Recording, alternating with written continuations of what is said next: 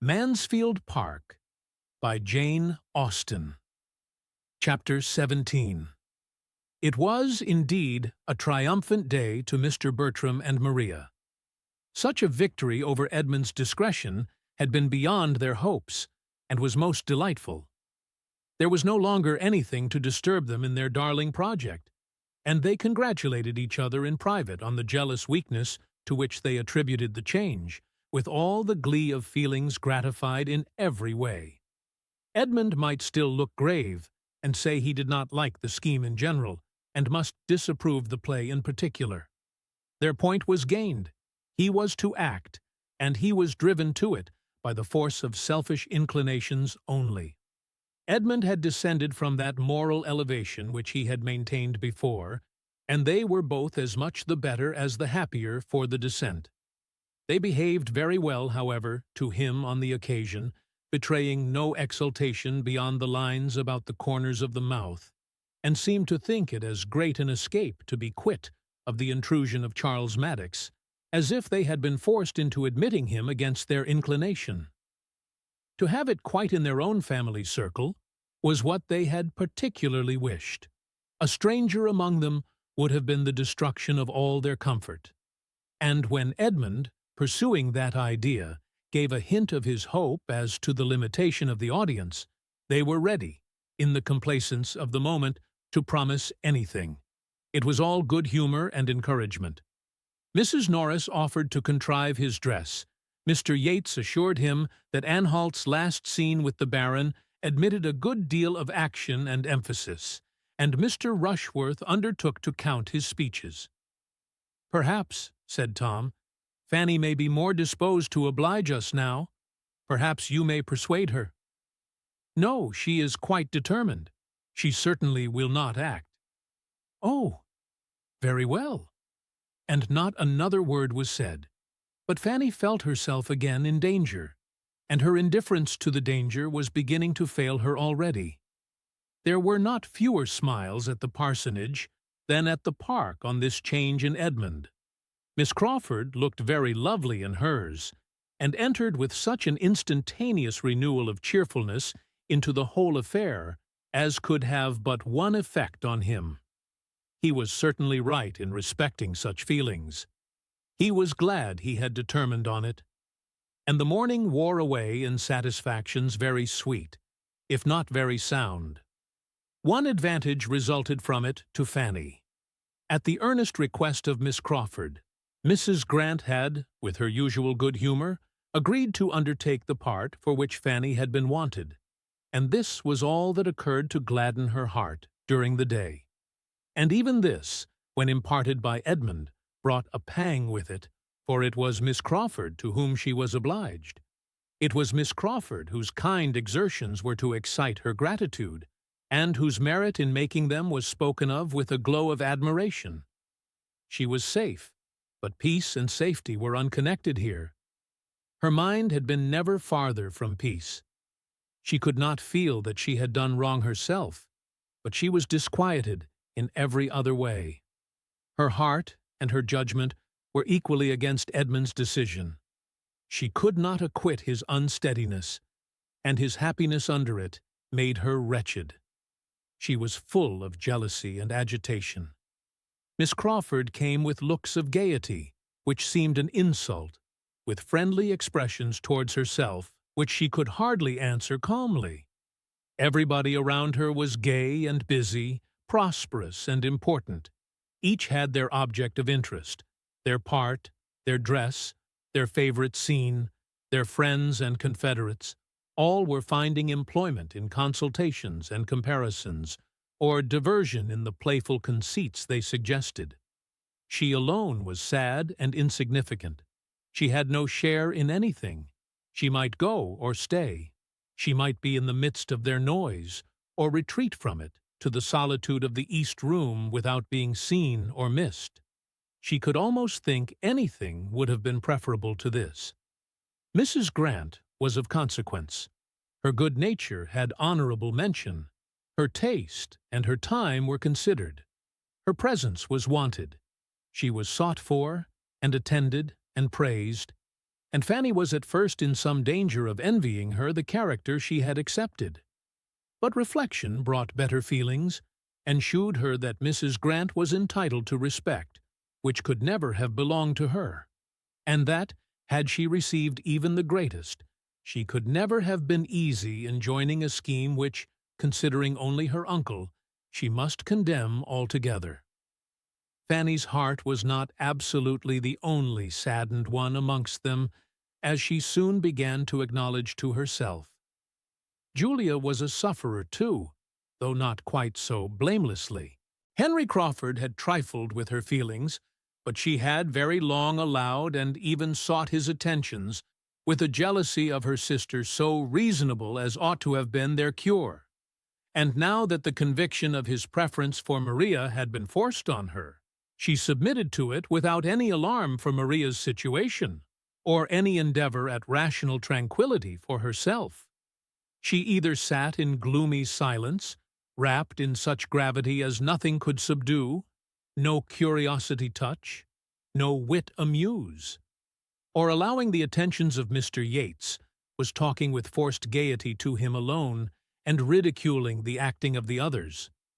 For a day or two after the affront was given, Henry Crawford had endeavored to do it away by the usual attack of gallantry and compliment, but he had not cared enough about it to persevere against a few repulses, and becoming soon too busy with his play to have time for more than one flirtation, he grew indifferent to the quarrel, or rather thought it a lucky occurrence, as quietly putting an end to what might ere long have raised expectations in more than Mrs. Grant.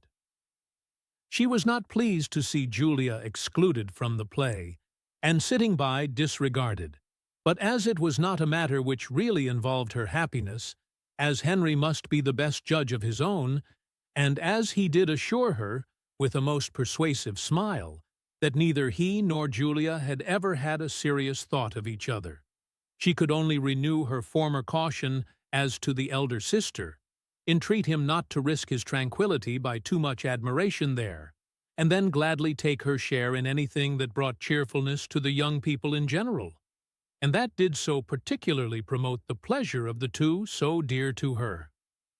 "I rather wonder Julia is not in love with Henry," was her observation to Mary. "I dare say she is," replied Mary coldly. "I imagine both sisters are." "Both? No, no, that must not be. Do not give him a hint of it. Think of Mr. Rushworth." "You had better tell Miss Bertram to think of Mr. Rushworth. It may do her some good. I often think of Mr. Rushworth's property and independence, and wish them in other hands, but I never think of him. A man might represent the county with such an estate. A man might escape a profession and represent the county. I dare say he will be in Parliament soon. When Sir Thomas comes, I dare say he will be in for some borough. But there has been nobody to put him in the way of doing anything yet." "Sir Thomas is to achieve many mighty things when he comes home," said Mary after a pause. "Do you remember Hawkins Brown's Address to Tobacco, in imitation of Pope? Blessed leaf, whose aromatic gales dispense to Templars modesty, to parsons sense. I will parody them. Blessed night, whose dictatorial looks dispense to children affluence, to Rushworth sense. Will not that do, Mrs. Grant? Everything seems to depend upon Sir Thomas's return. You will find his consequence very just and reasonable when you see him in his family, I assure you. I do not think we do so well without him. He has a fine, dignified manner, which suits the head of such a house, and keeps everybody in their place. Lady Bertram seems more of a cipher now than when he is at home, and nobody else can keep Mrs. Norris in order. But, Mary, do not fancy that Maria Bertram cares for Henry. I am sure Julia does not, or she would not have flirted as she did last night with Mr. Yates. And though he and Maria are very good friends, I think she likes Southerton too well to be inconstant. I would not give much for Mr. Rushworth's chance if Henry stepped in before the articles were signed. If you have such a suspicion, something must be done, and as soon as the play is all over, we will talk to him seriously and make him know his own mind. And if he means nothing, we will send him off, though he is Henry, for a time." Julia did suffer, however, though Mrs. Grant discerned it not, and though it escaped the notice of many of her own family likewise. She had loved, she did love still, and she had all the suffering which a warm temper and a high spirit were likely to endure under the disappointment of a dear, though irrational hope, with a strong sense of ill usage. Her heart was sore and angry, and she was capable only of angry consolations. The sister with whom she was used to be on easy terms was now become her greatest enemy. They were alienated from each other, and Julia was not superior to the hope of some distressing end to the attentions which were still carrying on there, some punishment to Maria for conduct so shameful towards herself as well as towards Mr. Rushworth. With no material fault of temper or difference of opinion, to prevent their being very good friends while their interests were the same, the sisters, under such a trial as this, had not affection or principle enough to make them merciful or just, to give them honor or compassion. Maria felt her triumph, and pursued her purpose, careless of Julia. And Julia could never see Maria distinguished by Henry Crawford without trusting that it would create jealousy and bring a public disturbance at last. Fanny saw and pitied much of this in Julia, but there was no outward fellowship between them. Julia made no communication, and Fanny took no liberties. They were two solitary sufferers, or connected only by Fanny's consciousness. The inattention of the two brothers and the aunt to Julia's discomposure, and their blindness to its true cause, must be imputed to the fullness of their own minds. They were totally preoccupied. Tom was engrossed by the concerns of his theatre, and saw nothing that did not immediately relate to it.